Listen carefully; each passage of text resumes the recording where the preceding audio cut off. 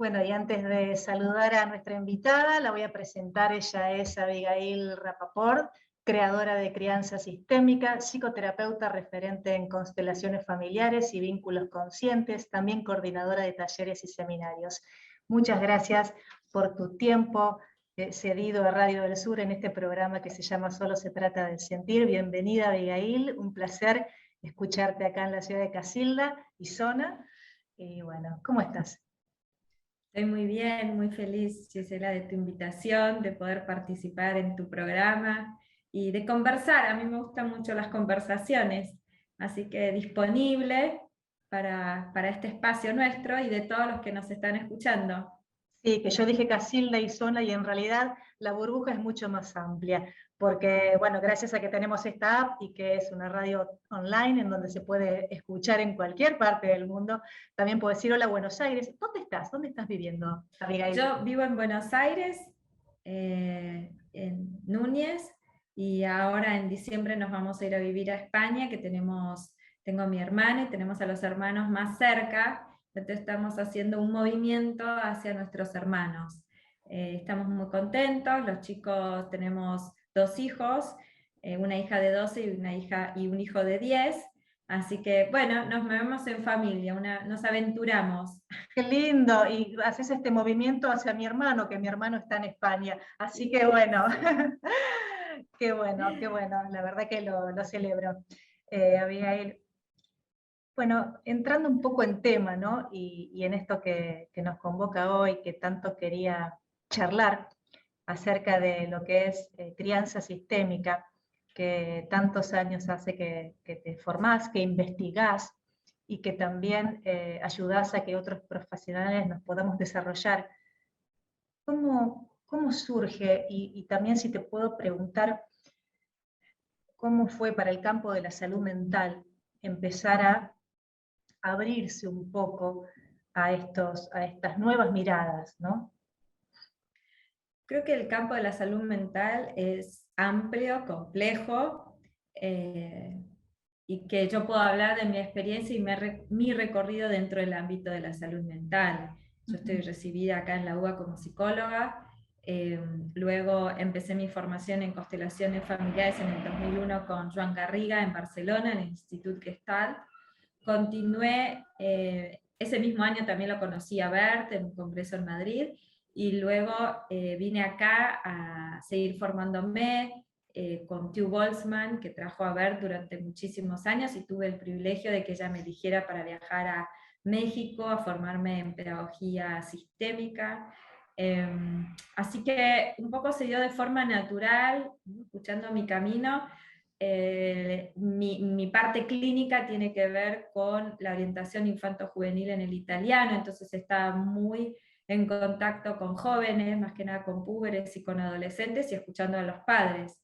Entonces, la creación de crianza sistémica tiene que ver con un lugar, con un espacio, con muchos estímulos también recibidos en ese momento, y encontrar mi lugar dentro de las constelaciones familiares, que es un universo súper amplio, súper rico. Sí. Y yo estaba muy conectada con, como digo, la gente joven, los niños, los púberes, los adolescentes y los padres. Y ahí abrí mi campo de investigación y empecé a trabajar con los papás con la mirada sistémica de Bert Hellinger en relación a aquellos síntomas o preocupaciones que traían relacionados con sus hijos. Y en este caso, bueno, me imagino que en esta articulación, ¿no? De la familia, de cómo trabajar con ellos, de cómo intervenir, de cómo poder darle a cada uno el lugar, ¿no? Y que cada uno también lo pueda tomar, no solamente en el ámbito que se desarrollan, en lo doméstico, digamos, sino también en el tema de la escuela, en los espacios públicos, digamos, cómo se articulan todas las instituciones, digamos, hay un rol también que podés tomar ahí, se te convoca en escuelas, en clubes, digamos, hay una mirada amplia en esos sectores. Mira, la realidad es que los últimos 2 años de pandemia estuve trabajando con familias, trabajé muchísimo en instituciones, en escuelas también, Y yo creo en los micromovimientos, en los movimientos posibles y que surgen por necesidades y pedidos. Luego, lo que puedo hablar es de los últimos 2 años, que es trabajar muchísimo con familias y con todo lo que ha pasado con la pandemia, y en relación a las instituciones, escuchan, sucede que son otras complejidades. Si la complejidad es enorme en la célula familiar, ¿no? En el movimiento de la familia y cómo está compuesta, o ensamblada, o distribuida, o acogida dentro de su hogar y de sus vínculos, la complejidad de las instituciones también es fuertísima. Tuve el privilegio de poder trabajar muchísimos años acá en el Centro de Salud Mental número 1, invitada por la licenciada Margarita Bonomo, que es la coordinadora del equipo de psicopedagogía, y ahí también veíamos muchísimos emergentes relacionados a dificultades pedagógicas o en las escuelas, o como desarrollo también de habilidades sociales, y que había un retorno relacionado con las familias en relación a lo que sucedía en el cole.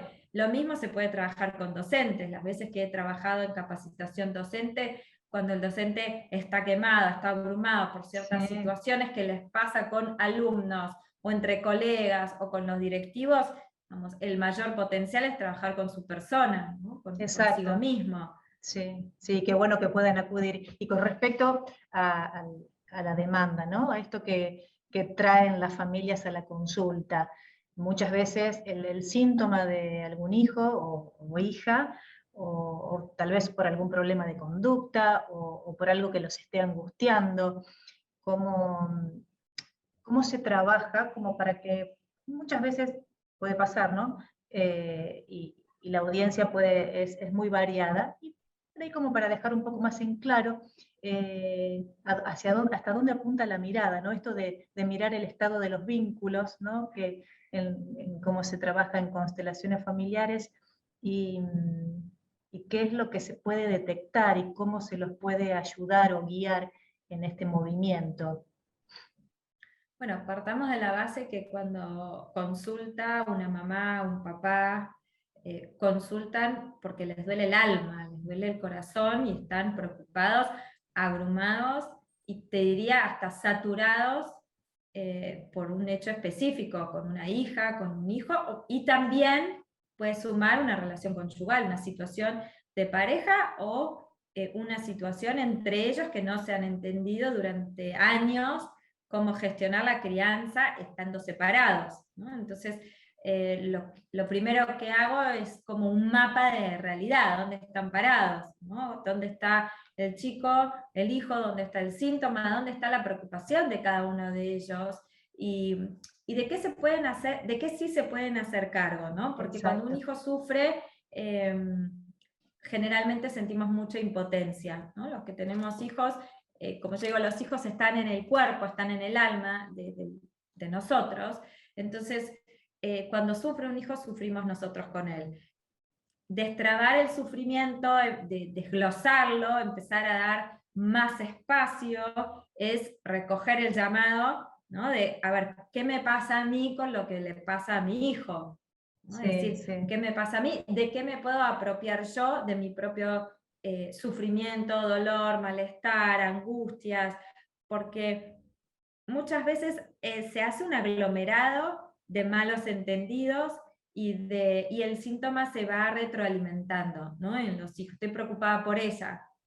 Entonces, hasta que una mamá pueda decir, me duele a mí, lleva un tiempo. Me duele a mí, es real. Y ahí tenemos que ver un montón de aspectos culturales relacionados a los mandatos de madre, las culpas, digamos, porque no solamente sufre un hijo, sufre una madre, sufre un padre, además nos culpamos de eso, se arma realmente un embrollo importante. Entonces, poder despejar, limpiar y realmente diferenciar de una urgencia, ¿no? Que puede haberla dentro de salud mental, una urgencia por un riesgo de vida o una situación específica, o, bueno, algo que detectamos que estamos impactados y ahora tenemos los recursos para afrontarlo, ¿no? Que esto sería como una situación vital.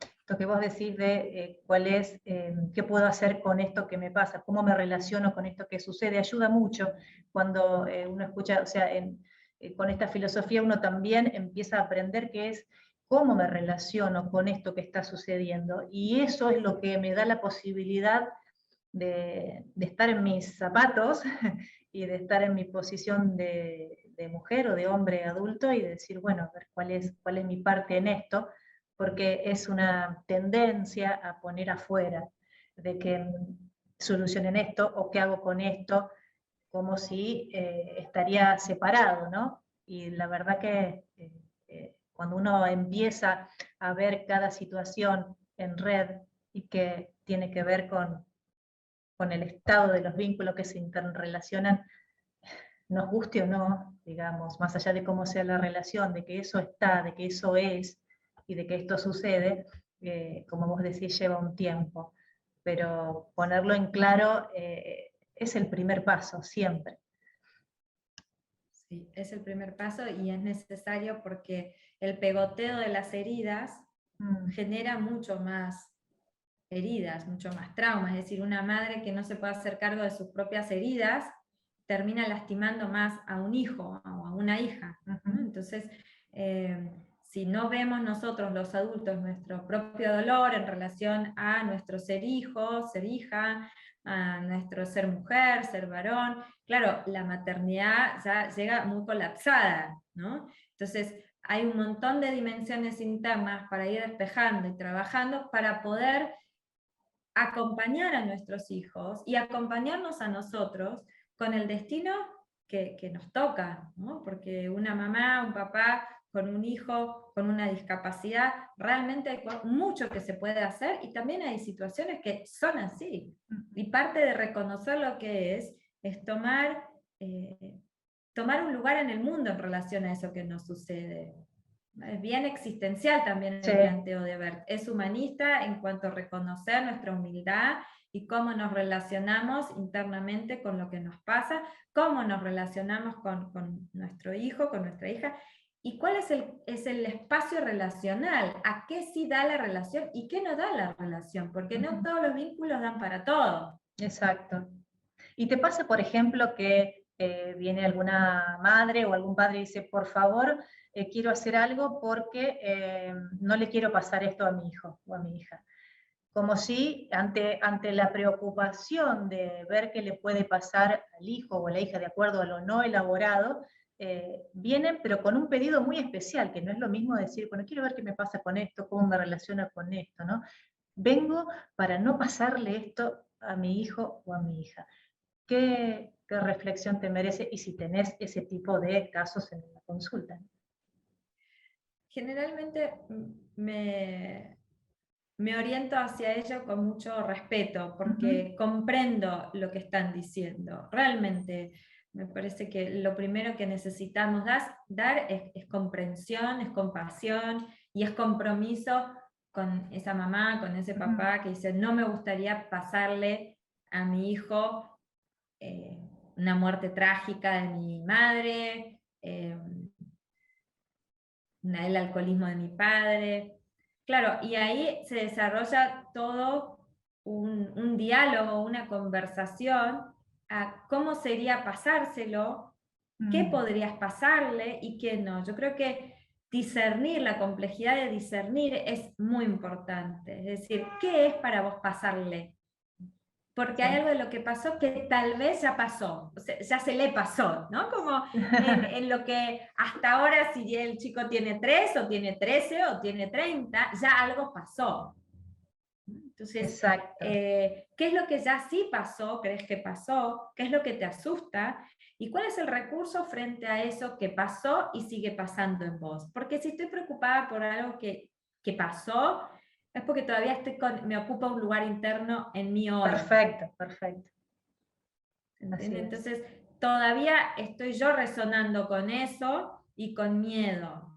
Un espacio seguro no es un espacio preocupado, es un espacio que se ocupa de lo que sucede, pone la atención ahí. Entonces, es muy importante comprender que dentro de los vínculos, un espacio seguro es el que genera cercanía, es el que genera confianza, es el que genera intimidad y es el que genera apoyo. ¿no? Mutuo. Los hijos se apoyan en los padres, las parejas se apoyan entre sí. Exactamente, y lo que vos estás diciendo es tener esta escucha empática, ¿no? Esta escucha humilde, compasiva, esto de cómo no voy a entender, cómo primero entender, primero eh, tener presente qué es esto, lo que está sintiendo esta madre o este padre, y creo que sin duda es el primer paso para dar lugar a que algo de la sesión se pueda tomar, ¿no? Qué interesante como lo planteás. La verdad que es, está bueno tenerlo presente, porque no siempre se habla de ese modo, ¿no? Y me parece que lo mejor que tenemos es, lo mejor que podemos tener es esta capacidad de escucha sin juicio para poder llevar adelante cualquier tipo de sesión. Desde la disciplina que sea, ¿no? Sí, claro. Lo que sucede es que cuando una mamá o un papá vienen preocupados por sus hijos, sea el motivo que sea, ya están en conflicto. Sí, claro. Y el conflicto separa, el conflicto genera mucho sufrimiento, ¿no? Entonces, tenemos que empatizar con esa mamá, ¿con qué está en conflicto? Entonces, cuando nos damos cuenta que está en conflicto con el padre de sus hijos, bueno, podemos discernir dos espacios. ¿Qué te queda pendiente por resolver con el padre? ¿Y cómo seguís de acá en más acompañando a este hijo? Que si seguís rechazando al padre, te va a seguir rechazando a vos. Entonces, hay una dinámica que es muy habitual, por lo menos en todos estos años que he trabajado con hijos que rechazan a sus mamás. Entonces, no entienden si yo le di todo, si yo estuve siempre ahí para él, ¿no? Entonces, desarrollan una manera de rechazar a la madre. Y cuando empezamos a mirar ciertas dinámicas, tal vez esa mamá está rechazando fuertemente al padre del hijo, incluso puede ser que rechace aspectos internos de sí misma. Sí, así es. Que no así esté es. viendo espacios internos de ella y que los rechace. ¿Y Y cuánto nos claro, el muestran? hijo, exacto, y el hijo viene a mostrar o a completar cierta gestalt, ciertas imágenes propias de las cuales no podemos hacernos cargo. Vos ahora que traes esto, me imagino, ¿no? Esto que pasa en la pareja en relación a los hijos, en los padres que están separados, ¿no? Esto que se dice del padre a través de la madre y esto que se dice de la madre a través del padre, que muchas veces o casi nunca se toma esa conciencia de que en el hijo o en la hija están los dos, están ambos, y que en este rechazo hacia el otro hay un rechazo consciente o inconscientemente también de este hijo, ¿no?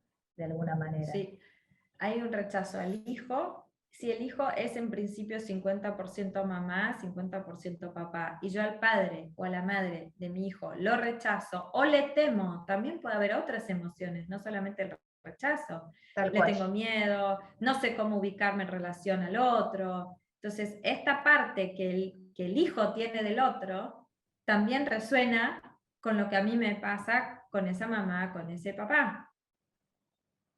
Exactamente. Por eso la reparación vincular, restaurar el equilibrio, que cada uno pueda ocupar su lugar, tiene que ver con un trabajo personal de muchísimo compromiso. Yo me asombro día a día de escuchar la ingenuidad, ¿no?, de los adultos, de pensar que no afecta a nuestros hijos nuestro mundo interno, ¿no? Bueno, lo que a mí me pasa con el padre es un tema mío, yo lo llevo a la justicia, yo tengo que hacer valer sus derechos. ¿Y qué consecuencias tiene esto en tus hijos? Sí, porque confundimos esto de, digamos, lo que pasa entre adultos queda entre adultos, digamos, ponemos Claro. todo ahí, que por un lado está bien, ¿no? Lo que pasa en la pareja tiene que ver con la pareja, pero el hecho de decir, bueno, yo total delante de él o de ella no digo nada, pero en realidad sabemos, cuando hablamos de sentir, cuando hablamos del alma, que está totalmente comprobado cómo eso se absorbe, cómo eso se sabe y cómo eso también lastima. Sí, por eso digo que es y ingenuidad enorme como adultos. Es cierto que muchas veces cerramos la puerta para resolver temas entre adultos, pero también es verdad que cerrar la puerta no alcanza, porque si cerramos la puerta y estamos discutiendo, los chicos les pasa algo con eso. Digo, discutiendo 1, 2, 3 veces, todos los días de la semana, ¿no? Entonces, los chicos son porosos. Sí, tal cual. Y todo lo que nos pasa a nosotros sale a través de nuestras células, nuestros poros. Tienen un registro de la comunicación no verbal enorme. Entonces hace falta solamente levantar las cejas, que el chico lee completamente tu gestualidad, todo lo que tiene que ver con lo que no decís, lo actúa, lo sabe, porque el alma familiar contiene todo. Exactamente, sí. Y además esto que uno termina aprendiendo cuando, digamos, cuando se quiere formar o cuando intenta ampliar su mirada, en realidad lo que está haciendo es recordar lo que tal vez de niño lo percibimos tan a flor de piel, ¿no? Esto del lenguaje corporal, esto de poder, este tono muscular que me muestra mamá o papá, eh, este color de la piel, esta mirada, hay tanto en la mirada, se puede tocar, se puede acariciar, se puede golpear con la mirada, y el niño, como vos decís, tiene es tan esponja en ese sentido que lo absorbe todo, ¿no? Si tendríamos un poco más de conciencia, a pesar de que cada uno hace lo que puede con lo que ha podido tomar de lo que había, yo creo que serían distintos el estado de estos Sí, vínculos. esto que vos dijiste, cada uno hace lo que puede, es cierto. Y Ujú. acá me pongo un poco más, si se quiere, polémica. Y se puede un poco más de lo que podemos. Porque el vínculo es un esfuerzo. La relación con los hijos, cuando dicen es natural, es una construcción. Porque yo me voy conociendo y mi hijo se va conociendo en la medida que va creciendo. Entonces, no damos por hecho que es una relación natural, pues no está guionada. Exacto, sí, Es sí, sí. una construcción natural que se va dando conforme cada quien va desarrollando ciertos aspectos. Perfecto. Razón por la cual, cuanto más atenta yo pueda estar a cómo yo voy llevando esta maternidad, porque también tengo que actualizar mis conductas, mis creencias, mis pensamientos, mis emociones, porque los hijos van creciendo y me tengo que ajustar, el famoso ajuste creativo, a la edad que tienen. Porque si no, va a haber un desfasaje en el vínculo y un desfasaje en el hijo y desfasaje en la madre. Me gustó esto, se puede un poco más. Abigail se sacó los lentes, les cuento, y dijo, acá voy por más. Y me gusta porque en realidad esto de se hace lo que se puede, si nos quedaríamos ahí, no evolucionaríamos, no haríamos nada por nuestra salud mental, por nuestra salud más familiar. Es decir, se hace lo que se puede servir en el primer paso de poder mirarme con buenos ojos y decir, bueno, a ver, es lo que traigo, es lo que tengo, es con lo que cuento, pero está en mí poder transformar, poder crecer, poder madurar, poder hacer este movimiento que quizás al principio es incómodo, porque todo movimiento trae un poquito de incomodidad, me saca de esta zona de Yo creo confort. que mucha. A mí me resulta muy incómodo de ser madre. Por eso, no trae un poco de incomodidad, es muy incómodo. Es muy incómodo. Y si Sí. querés, 24 horas, bueno, 8 horas, 7 horas, hoy fue incómodo 3 horas, es incómodo. Y digamos, Ah, ¿en qué lugar está escrito que ser mamá o ser papá iba a ser fácil, sencillo, fluido? ¿Dónde? Porque yo todavía no leí ningún lugar ni nadie me dijo esto es una pavada. Ahora, estamos tratando de crear un mundo de fantasía en relación a la familia. tal cual. Y no se puede manejar, digamos, se genera mucha distorsión de la realidad si nos manejamos con fantasía. Entonces, se hace lo que se puede. Bueno, probablemente podamos un poco más de lo que se Sí, puede. Hasta ahora, con este nivel de conciencia, hice esto y esto y esto. Ok, me reconcilio con lo que hice, lo integro y busco qué hago de ahora en más. Yo puedo exactamente. decir, bueno, esto es lo que hice, en una mano pongo todo lo que hice hasta ahora. Y le doy un buen lugar en mi corazón, en mi mano derecha pongo todo lo que pude hacer hasta ahora como mamá. Y lo miro con buenos ojos. Y tomo la mano izquierda y la abro y digo, bueno, y acá puedo hacer algo diferente. Exactamente, y Y para voy a eso, buscar y lo voy a sí, lograr. para eso tengo que poder mirar la realidad, ¿no? Esto de plantear una fantasía, y cuánto de eso hay en el mundo de las redes sociales y en general, ¿no? De cómo miramos a las familias, de cómo nos miramos como familia, de qué mostramos, de cómo nos mostramos como familia, esto de, de- es incómodo. ¿Por qué no reconocer que algo es incómodo y que algo puedo hacer con eso? Pero tiene que ver con la realidad, ¿no? Estamos siempre con esa mirada juiciosa y cuidándonos de lo que decimos, pero la realidad siempre va a marcar algo que tenga coherencia en nuestro hacer cotidiano, como madres, como padres, como personas en la sociedad. Y dentro de lo que es la familia y la relación entre padres e hijos. En algún momento, no sé si en algún vivo, te escuché hablar sobre el lugar para el sí y el lugar para el no, Abigail. ¿Qué reflexión podés hacer respecto a eso? Para con los hijos, ¿no? Retomo lo que dijiste también antes en relación a la incomodidad, ¿no? Porque hubo una ola de padres consultando porque mi hijo tiene poca tolerancia a la frustración. Entonces yo le preguntaba a los padres, bueno, ¿y cómo vos tolerás la frustración de que tu hijo tenga poca tolerancia a la frustración? Es decir, ¿qué lugar le das a incomodidad? Podés vivir con una incomodidad, la que sea, ¿no? Con una piedra en el zapato hay que sacar la piedra del zapato, y a veces no. Y a veces tarda más de lo que yo puedo manejar. Entonces, cuando decimos, bueno, mi hijo tiene poca la tolerancia a la frustración y a mí me frustra que tenga poca tolerancia a la frustración. Entonces, adultos que no podemos vivir incómodos, que somos frágiles ante la incomodidad, ¿cómo vamos a poder transmitirles a los hijos mayor solidez, respaldo, flexibilidad ante lo incómodo? Por eso también yo creo que en la pandemia saltó tantos asuntos, porque vino realmente a ponernos en jaque y a incomodarnos, pero de movidas. Y se supone que la familia queríamos estar juntos, nos puso todos juntos y salimos como Sí, desordenados y viendo realidades muy crudas, más allá de que es cierto, el encierro de por sí es realmente una sí, tortura, ¿no? Para sí, el ser sí, humano que claro. necesita de la naturaleza, del aire, del oxígeno, del espacio personal, y no siempre hubo espacio personal, del tener un colegio o un trabajo, de otras pertenencias. La familia se alimenta cuando cada uno tiene otras pertenencias. Exacto. Y de la relación con el otro, claro, por supuesto, en el afuera. Con otros. Y no se resuelve todo en familia, se resuelve cuando yo voy, el chico va al cole, resuelve algo en matemática, en un juego, resuelve algo con la maestra y vuelve a la casa en otro lugar. Exactamente, Entonces, exactamente. empezar a ver la interrelación de sistemas que son orgánicos y mutuamente necesarios, ¿no? Entonces, ante esta pregunta del sí y del no, ver el equilibrio que pongo entre el sí y el no. Cuán equilibrado está mi sí y mi no.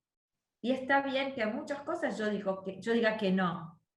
Pero desde lo más sencillo y lo más cotidiano, el otro día a nuestra hija de 12 la invitaron a una fiesta de 12 años hasta las 4 de la mañana. Mirá, no consideramos que es la edad para, digamos, hasta las 12 está bien y te vamos a buscar a esa hora. Le dejé un mensaje a la mamá, es incómodo, sí, muchas gracias por la invitación, bueno, nuestra hija puede ir hasta las 12. Y ese no va acompañado, te digo lo que sí y lo que no, hasta las 12 podés ir y esa hora te vamos a ir a buscar. Claro que es incómodo y este borde le genera a los chicos un espacio seguro. Exactamente, y es un límite muy amoroso. Estoy, es una forma también de decir, acá estoy, esta es mi forma también de ayudar, de contener, de ayudarte a construir tus propios bordes, tus propios límites y tu lugar seguro también, que es la familia. En un no se dicen muchas cosas y en un no muchas veces hay más actitud responsable y amorosa que en un sí. No todos los sí, por supuesto, hay sí que son Exacto. buenísimos, pero Sí. la connotación negativa va más allá del sí y el no. ¿no? La connotación negativa tiene que ver, creo, con cuando no puedo decir que no, y bueno, sí, quédate, que va a ser, se quedan todos, no sé, qué sé yo. Claro. Ese sí. Sí, y la forma en que decimos el no, porque muchas veces estamos enojados nosotros, digo, pucha, tengo que decirle que no, que embole, ¿no? En vez de decir, bueno, a ver cómo yo gestiono ese no, de qué manera le explico, no hace falta mucho, yo digo 2 o 3 frases y listo, porque se pasan de rosca explicando, pero ¿de qué manera puedo poner este encuadre? ¿Sabes por qué? Por esto y esto y esto, vas a ir hasta esta hora. Porque saltan con el no como un recurso, hay que decir que no. Se puede decir otras palabras y poner límites igual, ¿no? Exacto. Con 1 o 2 frases se pone un marco, un encuadre, un manto sobre el chico y sobre la relación. Y ese manto es el manto de cuidado que vos decís. Nos cuesta mucho cuando, bueno, nos faltan registros para poder cuidarnos. Sí, así es. Y es una forma también de reconocernos en el adulto, poder decir que no, esto que incomoda tanto. Y bueno, ser adultos y padres tiene que ver con esos espacios incómodos a transitar, como vos decís, porque no somos amigos, no somos pares, somos padres. Y eso, esa noble diferencia también hacia el crecimiento de nuestros hijos.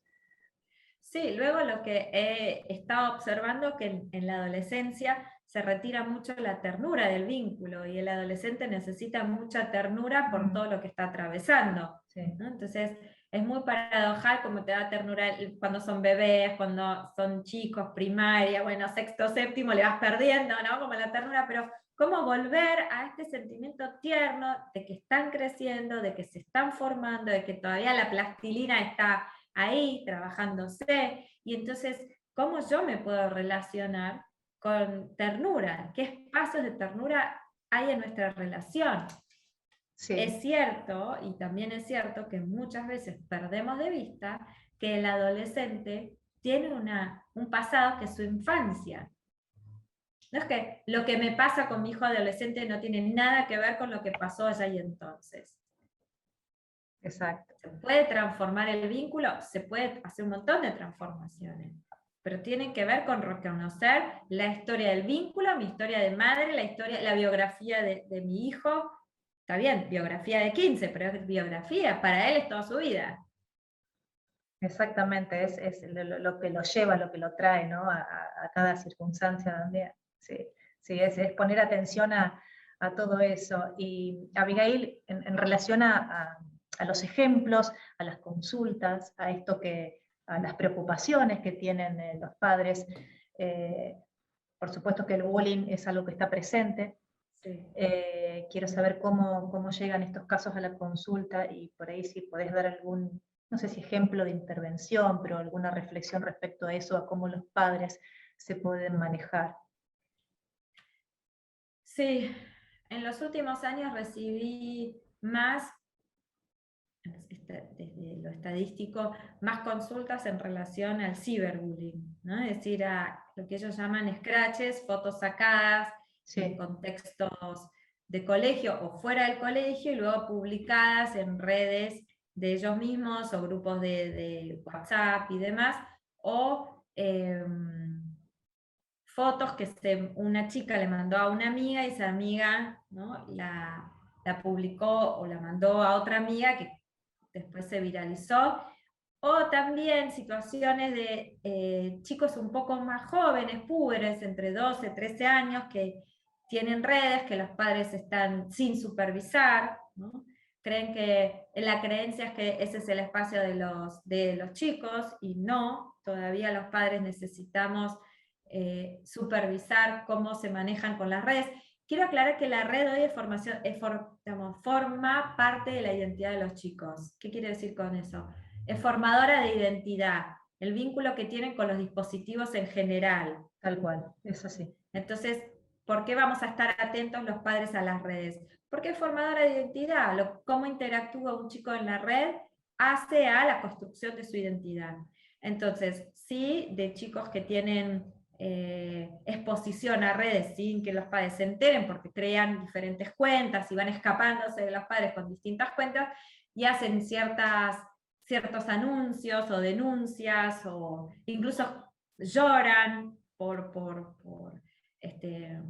por las redes comentando cosas y luego se viraliza, alguien del colegio lo toma y lo viraliza, ¿no? Entonces yo creo que son hijos que están denunciando, necesito que alguien me escuche, y bueno, luego eso se toma y lo acosan a estos chicos, y bueno, y los padres generalmente la reacción es de mucho enojo, ¿no? Mucho enojo con el acosador, obviamente, ¿no? El que gestionó la viralización y mostrar esto, exponer al hijo en espacios que antes era la ronda del recreo, ¿no? O dentro del aula, o escribir algo en una pared, o en el baño, ¿no? Hace muchos años atrás, cuando no existían las redes, se hacía como literal, todo ahí en cuerpo.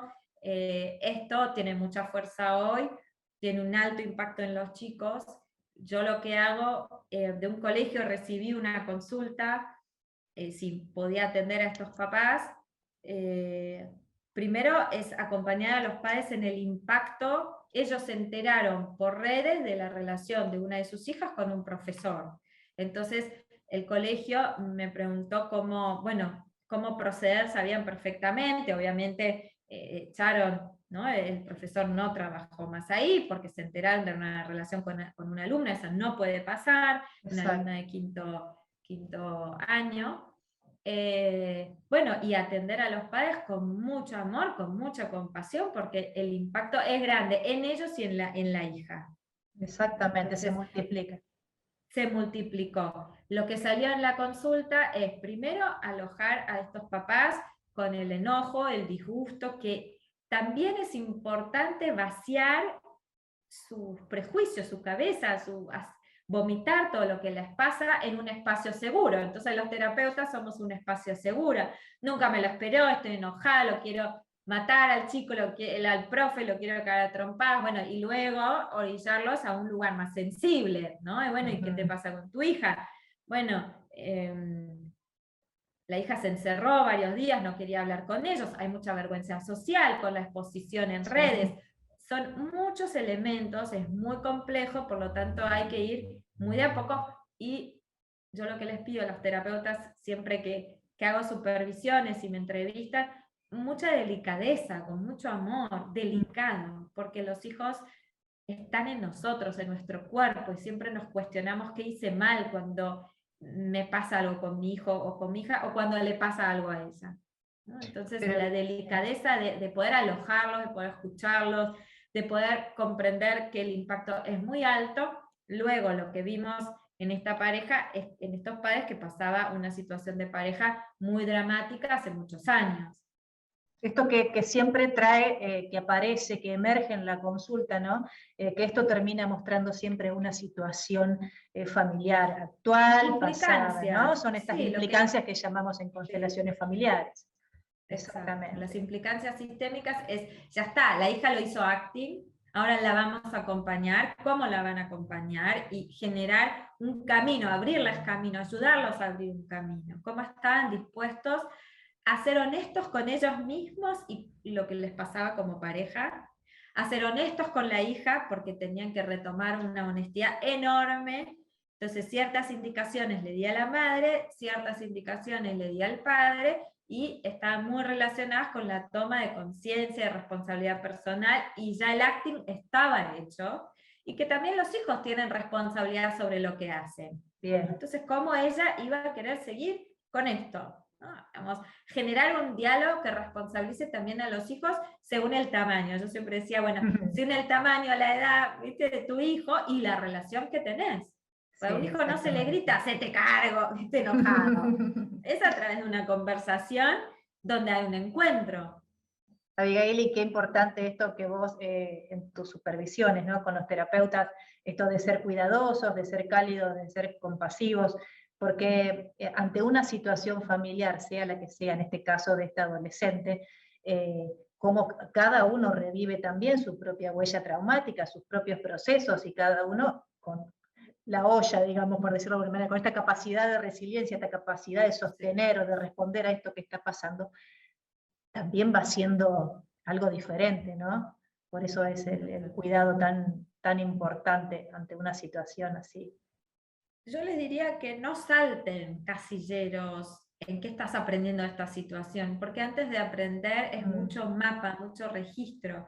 Se aprende no con la pregunta del terapeuta, sino escuchándose ellos Exacto. conforme van enterándose de lo que sienten, de lo que... Entonces, ¿qué puedes aprender de esta situación? Es demasiado rápido. Pero sin embargo, si vas pudiendo ver a ver qué sentís y cómo lo has vivido y qué pasó en el último mes, qué pasó en los últimos 2 meses, empezar a ampliar percepciones, registros. Me gustó eso que dijiste, lo quiero repetir, no saltes casilleros, porque es muy contundente, te acomoda, te acomoda, te equilibra un poco en esta ansiedad del terapeuta también de que el otro comprenda y esto de ir paso a paso, no te vayas a saltear estos casilleros que son tan importantes, que es también darse el tiempo y darle el tiempo al otro, el que necesite, que siempre va a ser lo que va a priorizar, ¿no? Una vez un profe me dijo, nada es más importante que el tiempo que esa persona necesite para poder captar lo que le está sucediendo. No recuerdo bien qué pasó, si era una práctica y bueno, y tenía que terminar en no sé cuántos minutos y me dijo, Gisela, nada es más importante. Y bueno, viste esas cosas que se van anclando en vos, ¿no? Y que es tan importante siempre tenerlo en cuenta. Porque nos muestra siempre cosas propias. Mira, si saltas casilleros, los padres van a ir a una parte operativa que la tenemos, que yo digo, la crianza administrativa, poner, sacar, Es, servir la cena, comprar las zapatillas, llevarlo.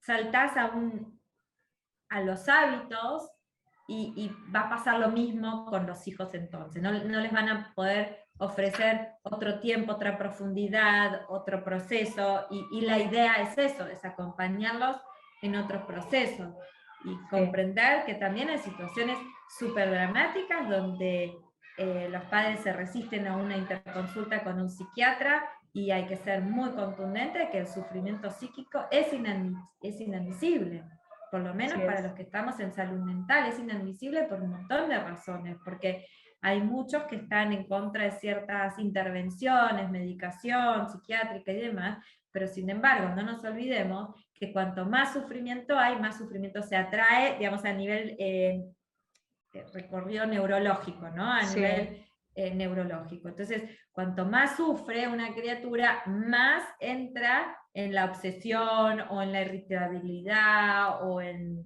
las reacciones, ¿no? O en un ataque histérico, lo que fuera, ¿no? En un sí. acting. Entonces, el poder parar, ver qué pasa y decir, yo necesito acá que vos hagas una interconsulta con un psiquiatra infanto-juvenil, con una psicopedagoga para aclarar los tantos, porque hay chicos que arrastran dislexias hasta la universidad y tienen un sufrimiento tremendo durante toda la secundaria. Así que cuando hay que pedir, mira, necesito un registro, un feedback, yo trabajo en red, yo trabajo de forma interdisciplinaria, acá hay todavía mucho que investigar, hagámoslo juntos, ofrecerse como acompañante de camino. Exacto, sí. Y se me viene también a la mente, bueno, muchas cosas, pero pensaba en esto de las familias donde de pronto aparece esta violencia familiar, ¿no? Que la verdad es algo que se está dando con mucha frecuencia en muchas familias, eh, no hay clase social para eso, si bien hay, bueno, estadísticamente, bajo análisis podemos ver que con el consumo puede aumentar o no, pero hay una violencia que está, ¿no? En las familias. Y muchas veces aparecen mamás eh, donde, bueno, han denunciado que han podido resguardarse por sufrir violencia de género y se quedan con sus hijos. Eh, Abigail, a ver, más allá de que cada familia es una situación muy particular para tratar este tema con el mismo cuidado que venimos hablando, ¿no? ¿Qué, ¿Qué reflexión podríamos hacer? No digo que aconsejaríamos, pero con respecto a esta mamá, ¿no? En donde tiene que poder alojar a ese padre de ese hijo con el que ha sufrido tanta violencia, ¿no? Cómo puede mirar esta situación por su propio bien y el de su hijo o su hija. Bueno, justamente alojar al padre es alojar la mejor decisión que cree haber tomado. Pero eso implica honrar a ese papá y honrarla a ella que lo eligió y tomar la distancia adecuada. Tomar la distancia adecuada significa que no hay resentimiento, significa que ya no hay temor. Digamos, buscar el espacio seguro interno y buscar el lugar físico seguro como para poder seguir existiendo de la mejor manera posible por nosotros y para poder brindarles a nuestros hijos ese espacio seguro que necesitan para seguir creciendo. Y si eso no está hecho, muchas veces hay una traspolamos, ¿no? O sea, rechazar o seguir hablando de un padre del que huí, genera en los hijos muchísimas defensas. Sí. Entonces, también ver que si se armaron defensas en los hijos o si se refugiaron en la droga, en el consumo, en la violencia, también forma parte. Yo creo que una de las cosas, uno de los desafíos más difíciles como padres es honrar realmente el destino de los hijos, si son hijos adultos, son hijos, o incluso recién nacidos y con una discapacidad, tengan la edad que tengan, honrar el destino de ellos como la manera que llegaron al mundo, ¿no? Como la manera de expresarse, y al mismo tiempo la tarea educativa es eterna, ¿no? Educar no es instruir, educar es ser lo más auténtico posible como para poder conectarme conmigo y con el otro. Que eso es sobre todo, ser auténticos y poder hacer esa reconexión, qué importante, porque esto de que nos trae al presente, ¿no? Aprovechar estas situaciones que nos traen al presente para mirarnos, porque muchas veces... Sí, y si ser auténtica es tener miedo al papá, bueno, ver qué hago con eso, ¿no? O si todavía hay rastro de rechazo, resentimiento, horror interno, trauma, bueno, ¿qué voy a hacer con esa huella? Sí, es verdad. Abigail, me quedaría, pero horas hablando, porque tenés, la verdad que una forma de reflexionar y un decir tan amoroso, y que nos deja pensando, porque tenés frases tan contundentes, y yo te recuerdo como profe, allá en Rosario, en la formación de constelaciones, y siempre te recuerdo diciendo, a ver, somos adultos, a ver, gente grande que nos decías, que nos hacías, a ver, que como que nos traías al presente, están atentos, a ver, con esto que hacemos, bueno, y la verdad que me gusta mucho tu dinámica de transmitir, es preciosa, te agradezco, me queda mucho más, mira, pensaba preguntarte algo más sobre el tipo de familias, la diversidad de familias que hay, pero lo vamos a dejar para un vivo. La próxima, recién empezamos, hacemos las que vos quieras, estoy disponible, muchísimas gracias por la invitación, feliz de poder conversar con vos. Yo soy muy amante de las entrevistas, entonces yo hago muchas entrevistas, tengo que me entrevistan a mí, me encanta disfrutarlo. Te agradezco mucho la invitación. No, la agradecida soy yo y bueno, todos los que hacemos Radio del Sur, la verdad que gracias por el tiempo, porque el tiempo es lo más valioso que tenemos, y que te hayas prestado a esta entrevista para mí de verdad es muy valioso. Abigail, te deseo lo mejor, hasta pronto y bueno, muchas gracias. Gracias a vos y a todos los que nos están escuchando. Hasta la próxima. Chao, chao.